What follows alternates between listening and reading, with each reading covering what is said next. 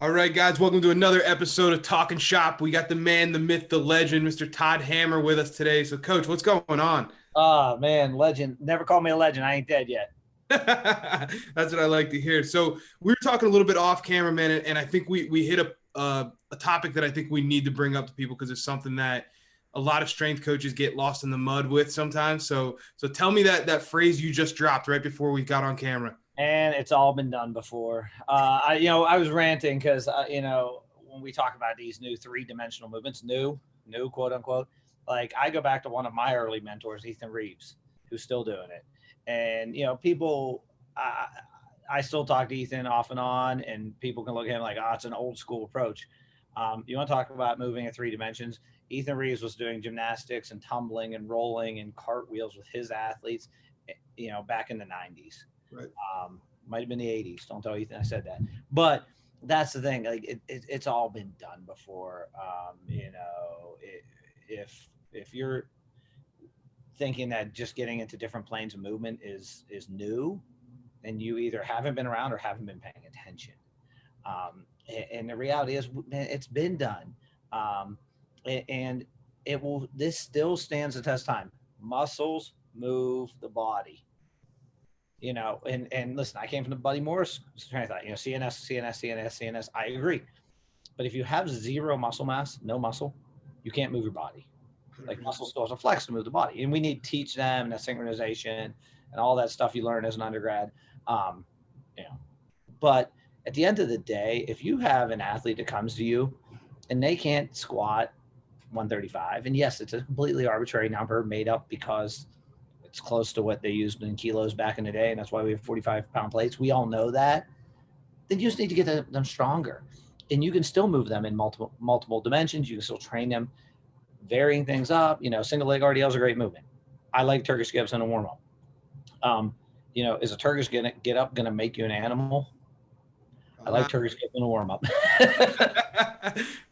Well, and I think it's like the bigger message here is that gets lost is like strength and conditioning is cyclical. Like it's like things go out and then they come back in, and we go the pendulum swings. Too far. Like, you go like at one point it's all about movement, right? Everybody's whether it's and no knock on supple leopard and things like that. Like, but that was all the rage, right? We have to be able to move. We have to be able to own our mobility. All these things. Then all of a sudden it was everybody loved strength in the early 2000s, and I'm sure even before that you would know better than me or a little older than me. But it's strength, right? Everybody's got to get strong, big bodies. Okay, then it went to, and I think we're still kind of in the speed thing where now everyone's like, we got to do speed work. We have to do this. We have to do that. And one of the things I always tell young coaches and GAs is, listen, you can do all the speed work you want. Moving a 45-pound bar fast is not going to make you stronger, and it's not going to make you better. I'm sorry. I draw a line. I just think there has to be moving a 20-pound Viper fast ain't going to get you strong? No, it doesn't, to me, it doesn't make sense. It's warm up. Listen, I had, you remember my dude, Sean Simmons, when his son was getting ready for college ball, and he's now in his last year, actually graduating from Penn. And I remember he was like 14. He's like, Hammer, what do I need to do? Worry about my son. And he's Trinidadian. So let me try the accent. Hammer, what you want me to do? You want me to get my son in shape or get him strong? And I said, if you're giving me an A or B, he's 14. He goes, yeah. I said, get him strong, Sean. Because strong takes time. It takes time. Getting conditioned, and I know people are going to be like, well, Joel Jameson says, you can get conditioned in a very short time period. You can get leaned out, and you can make the body more efficient at running, at jumping. And I'm not saying ignore that stuff.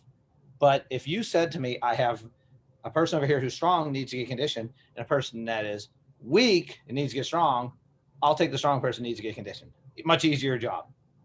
Now I gotta get their diet right. You have other extenuating circumstances there, but at the end of the day, no matter how much you want to call yourself a performance coach or a stress management functionality coach or whatever, you still got to get them strong. Right. And that's where I think sometimes we get lost in the weeds. And I think at times we, as an industry, like you said, the pendulum swings too far.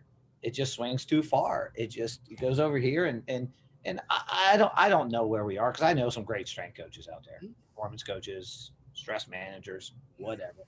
I don't even like when people say that stress manager thing. We're stress inducers. Yeah. We induce stress. Mel Siff once said this, bodybuilding is the easiest sport ever. Tear down muscle tissue, feed muscle tissue, rest muscle tissue, repeat. What is that? That's inducing stress. So yes, we're managing stress, but we're also inducing a lot of stress. And we, no matter how hard we try, no matter how many smartwatches and iPhone and apps and iFleet and whatever else you're using, like we're never going, the body is way too complex to us understand those stressors, because you and I both know we've had that freak athlete who doesn't sleep, who eats McDonald's, who blah, blah, blah, does everything wrong. And guess what, man, 360 dunk ain't no thing, that dude. Yes. Yeah. Right? We don't, why? Luck. Yeah, and to take that a step further, and I just had this conversation. I was talking with some guys from the movement screen community, and they were all into the movement screen, and they're trying to talk to me about it. And I said, listen, here's the deal. I believe in what you're saying. I hear you. I get it. It's a tool. But I also know from experience that I have a dude who has a 42-inch vertical who would fail every piece of your movement screen. And so sometimes for us, especially in the college sector, but you get it in the private sector as well, you work with people that are just, they're genetic freaks. And it's sometimes it's not, you don't want to fix them. Like, just let it be what it is. Their abnormalities are what makes them great. Like, that's what it is. You might have been at Rockmore. Do you remember Ashley on women's basketball and Lou? Ravelli, yeah, she's still playing. Yeah, so and then Lou, I'll never forget, after their freshman year, meeting with the coach, like, here's my thoughts on the freshman. And I was like, man, Lou, she's good. Like, squats good, mobility good. You know, everything was check, check, check. Risk of injury low. Ashley, every time she jumped, knees collapse, knees get stronger, longer femur, you know, check for reasons. I said, Ashley, we got to watch and we got to work. That's a concern on an ACL. Lou, don't worry about it. Lou, two ACLs during her time with us. Strong, lean, you know, good mobility. When she jumped, squatted, and everything, knee track straight up and down, no issues. Ashley, left knee was over here, right knee was over, you know, like just a mess. And both worked hard. Don't get me wrong. Both were great kids. I mean, you remember them. But at the end of the day, we don't know. We don't know why that happened. We have no idea. So roll with it, bro. Like you said, roll with it. Take advantage of what you got. Yeah. So let me ask you this, just as somebody, because obviously, like, you brought me up in this field. What's one trend that you think kind of, or one, you know, fad, I guess, that came in that you were like, you know what, this is something that is actually setting our field backwards? Like what's something you think that kind of pushed one? Only one? Do you want me to get on a tangent here? You can. I'm going to give you two. And the reason I'm going to give you two is this is not an attack on the man personally, but and maybe I'll get some hate on this one. When Scott Cochran went on 60 Minutes and said, my job is to put spinners on that souped up ride or something. Like, to me, that was an opportunity for you, for anyone in this industry to sit down and say, my job is to improve the life of this student. My job is to be an educator, no more powerful, no less powerful than the math teacher, the chemistry teacher. And I want to give them skills that they can use later in life to keep their body well conditioned. Because the reality is, even at Alabama, as you and I both know, most of those kids are not making millions in the NFL, even at Alabama. So that wasn't a trend, but was a moment that I thought our industry was like, hey, 60 freaking minutes, 60 minutes. That to me, I think it was an error in his judgment. And I never spoke to him about it. Hopefully he looks back and says, hey, I agree. But as far as trends, I think that's the problem, is that Alan Cosgrove said a long time ago, the pendulum just swings too far. It is, I hate speed ladders. I love speed ladders. Something that, and a good friend of mine wrote the book, Brian Mann, love B-Man, known the guy forever. One of my best friends in the industry. People screwed up West Side, including myself, and how that was approached to training with the velocity stuff. Then we got away from it. And then Brian, came out with velocity base. Everyone read it. And then everyone screwed up velocity again, because no one knows what controlled speed is. Mm-hmm. It took me a long time to learn it. And I think right now, whether it be, triphasic, which I love Cal Dietz, my name's in the book. That being said, people think the answer is to be doing these lightened jumps when they're weak as a kid. Right. There's a time and a place for it. Me and Curtis, who Curtis now you guys writing with you guys with Team Builder. It was funny. We were talking about Pitt's powerlifting team who trains here. It's like 25 kids. Everyone has a coach. I got my coach. This guy coaches me from Toledo, and this guy coaches me from Toronto and all this stuff. And I'm like, you don't have a coach, you have a dude programming and helping out. Like a coach is sitting there making those micro adjustments. And I'm like, I wish these young cats would stop looking for a coach and start looking for training partners and do some dumb things in the weight room. I've done dumb things in the weight room, and I'm not saying hurt yourself, but just get in there, have fun, just live the moment in the weight room. Yep. Instead of the program says 5 sets of 4. Okay, that's what I'm doing. Okay, I'm 5 sets of 4.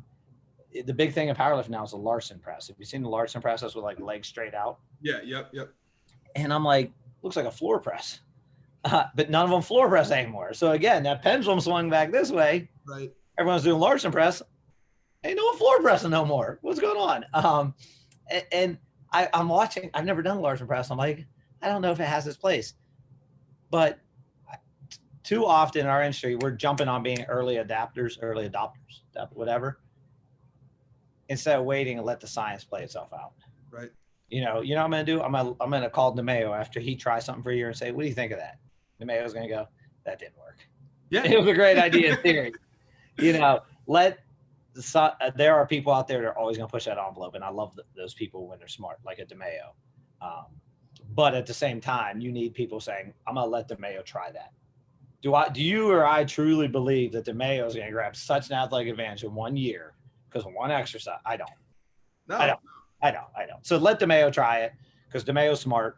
And at the end of the year, he'll come out. And there are times I remember when at Drexel, Mike Rankin, great guy, got club bells. He's like, these are next kettlebells. And then like 6 months later, he's like, I can't tell him administration, but we shouldn't have bought those.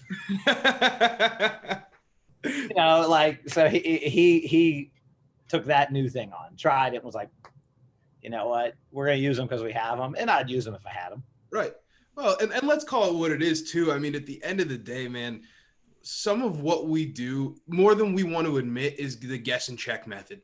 I mean, I might catch some flack for that, but that's just the way I feel. Like, you can't admit that though. You have a problem, not you, but right. Someone can't admit that because the reality is we both know it.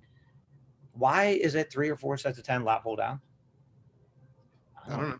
I do 4 sets because it sounds like it's better than 3.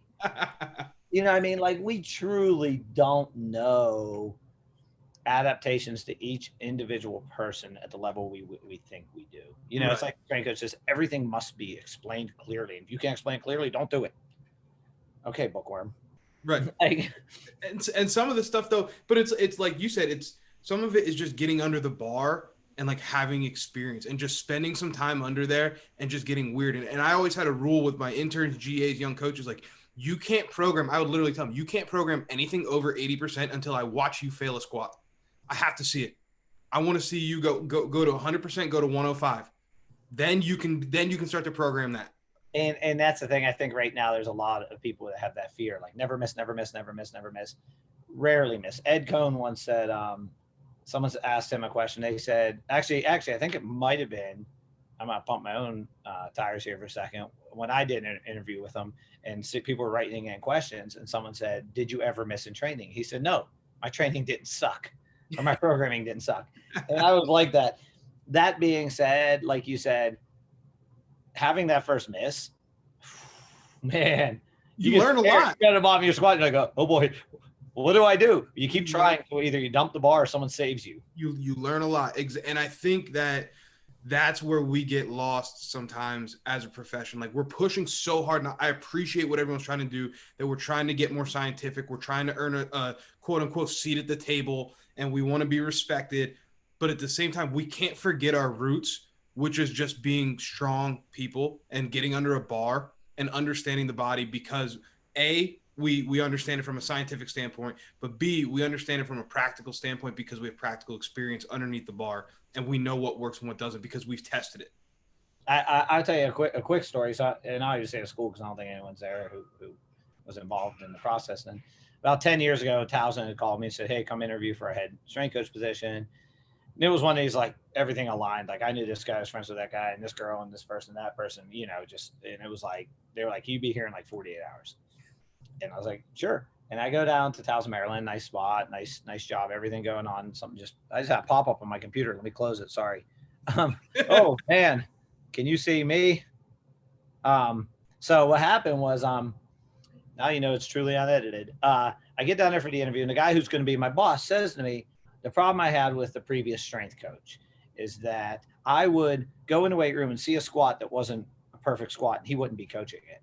And that was a red flag to me because I have stood next to perfect squats and be like, good or better or whatever, and said a positive thing and walked away. And it was not a perfect squat, but I know it was a better squat. And that's the art of coaching. I know that if your knees are touching each other coming out on one squat or your chest is falling, and I say, hey, what I want you to do is think about tuck that shoulder blade and just pull those lats into the bar a little bit. And then your chest stays over, your knees stay, whatever, that little micro adjustment. And your squat goes from, excuse my language, shit to suck, as Dave Tate would say. Mm-hmm. Hey, good job. I'm not going to make you a perfect squatter today. Right. But, load's not heavy enough that you're going to hurt yourself. We have to push the envelope a little bit here, and it got better. Yes. And I think so often now everyone's looking for this like perfect, like Olympic lifter squat. And listen, I love Squat University. That's great information. Mm-hmm. I also think if we were able to sit down, I'd say to him, hey, look, that guy's not perfect. He's like, all right, but let's make it better. Right. In a month, it will be what we're looking for. Mm-hmm. So to me, too often we're judging each other based on the internet, based on a snapshot, based on, hey, look at, I get it all the time. I had someone send me a video and said, what do you think of this squat? And it was a starting NFL quarterback. And I said, I have one major complaint.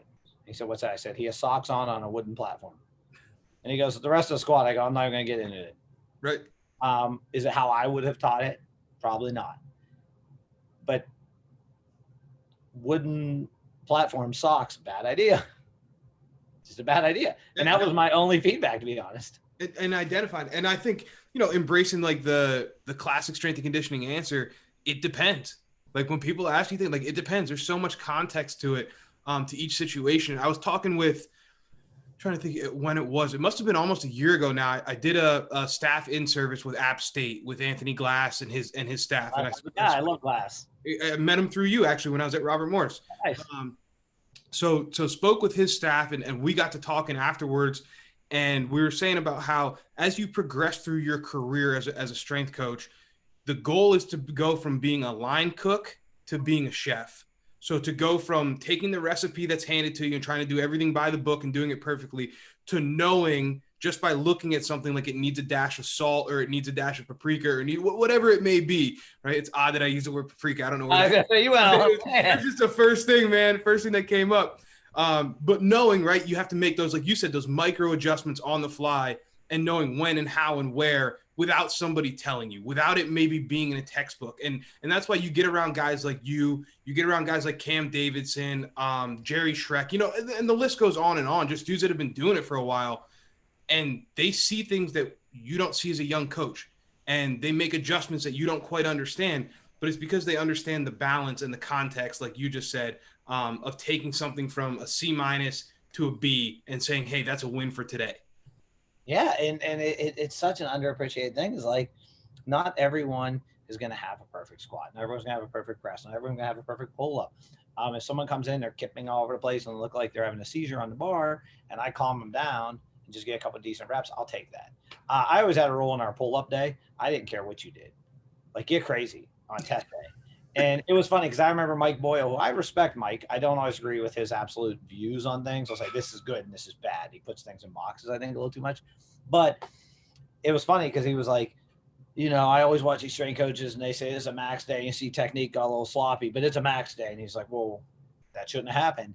And then in that same presentation, he showed a girl doing pull-ups with 50 pounds, like some significant weight. And she did 4. And at 5th, you saw a little English get in the body. He's like, but it was test day. And I'm like, you just said. And I was like, Mike, I agree with you. I'm with you. Like, I'm down what you're saying. But you just kind of bashed us as an industry for saying it was test day. Maybe the squat crept up an inch. Maybe on bench day. Here's the reality. Here's a secret. Did the butt come up that much on bench day? Guess what? This is not powerlifting meet. Right. This is a bunch of dudes hyping each other up on a football team, chest slamming because a guy just hit his first 405 bench. Me and you have been in a room with that first 405 bench. That room was hype. It's electric. Yeah, no. Imagine me like, oh, red flag. No rep. Yeah, no rep. You know what? Hold a standard. I agree. That being said, this is not a powerlifting meet. This is art. Yep. And yes, science is wonderful. Everyone's trying to use the top-notch science right now. And science is wonderful. We should all study it, learn from it. And at the end of the day, remember, we're not dealing with robots. We are dealing with 18 to 22-year-old kids that have their lives, they have issues, they have problems, they have good, they have bad, they have preconceived notions of us, we have preconceived notions of them. And you know what? We need to meet them where they are. We need to know our audience. And when the audience is hyped up and the wave's coming and you're just a dude hanging on a surfboard, ride that thing. Yep. Hunt. Ride it, bro. Have fun with it. And as a young strength coach, learn that art. And also learn that you might have a head football coach, an AD, and a donor watching. You know, how are you going to ride the wave differently now? You know, that's where I think an underappreciated thing is code switching. You know, do you talk differently to me than you talk to your athlete or your president? I honestly hope you do. Right. And that's not being fake. It's being a good salesman. Yeah, 100%. Control the narrative. Control the narrative. Like if you're a good salesman, when you see me walk in the door with long hair, you're like, this dude's chill. Like you're going to make some assumptions. You know, if I came in suit and the hair was trimmed up and everything, you might make different assumptions. And that's not being fake. That's taking the information given to you and saying, all right, how am I going to approach this sale? Right. Sale. And I think that's okay. As long as you're not doing it in a derogatory sense, putting someone down for their long hair, putting someone down for how they walk in, but meeting them where they're at. Hey man, you have long hair. What's wrong with you? Why don't you get a haircut? You know, whatever it may be. Not that I'm self-conscious about the hair. No, I'm with you. Well, Ham, I think that's a great place to leave it, man. I think you hit some stuff there that honestly I need reminders of from time to time. But it's always good to talk to somebody who's got more experience in the field and has been around and done this thing for. Are we going to give a year count here, or how many years you've been doing? I'll tell you this: I started at Pitt in I think it was like December '98 or January '99. Before the turn of the century. Gotcha. And before Y2K, you don't even know what that meant. Oh man. Well, Ham, I appreciate your time, brother. You know, hopefully looking forward to getting some more content out with you guys and your crew over at Union. If anyone gets a chance, get out there and check those guys out. They're doing great things. So thanks, Coach. Appreciate you, brother.